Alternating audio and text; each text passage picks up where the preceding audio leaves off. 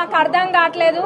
మహిళలమైనంత మహిళలము ఇక్కడ మేము ముగ్గురు, మాతో పాటు ఇంకా ముగ్గురు, ఇద్దరు మహిళా మంత్రులు, మరి మా పద్మక్కుంది, సీతక్కుంది, సురేఖక్కుంది, అక్కుంది, రాగమయ్య అక్కుంది, పర్ణిక ఉంది, నేనున్నా. మేము కూడా మహిళలమే.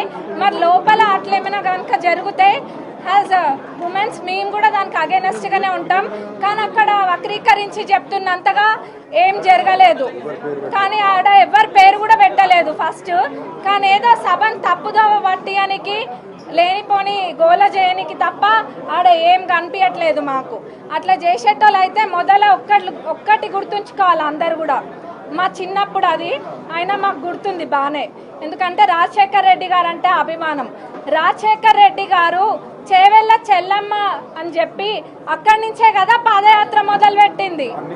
మరి కాంగ్రెస్ పార్టీలోనే కదా మంత్రి చేసింది సబితమ్మ గారిని. మరి అట్లాంటిది ఎందుకు అగౌరవపరుస్తాం? అట్లా ఏమీ కూడా జరగలేదు. కేవలం తప్పుదోవ పట్టిస్తున్నారు అంతే. మరి అట్లనే సునీత లక్ష్మారెడ్డి గారు కూడా అంటున్నారు ఎవరికి ఎక్కడేం తక్కువ చేయలేదు కాంగ్రెస్ పార్టీ. మరి ఇందాక అన్న కూడా చూపించిండ్రు. ఇప్పటికీ కూడా మా ముఖ్యమంత్రి గారి మీద అక్కడ ప్రచారంకి వెళ్ళినందుకు 2 కేసులు ఉన్నాయి. మరి అవన్నీ ఎట్లా మర్చిపోయినరో అర్థం కావట్లే.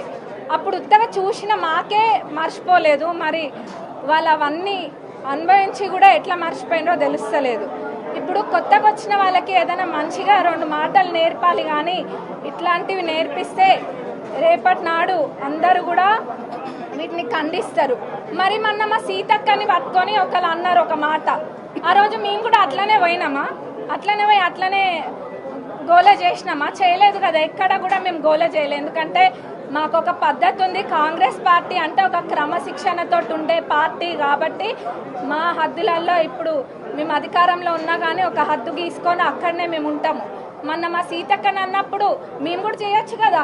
మనం చేసినామా అన్న? చేయలేదు.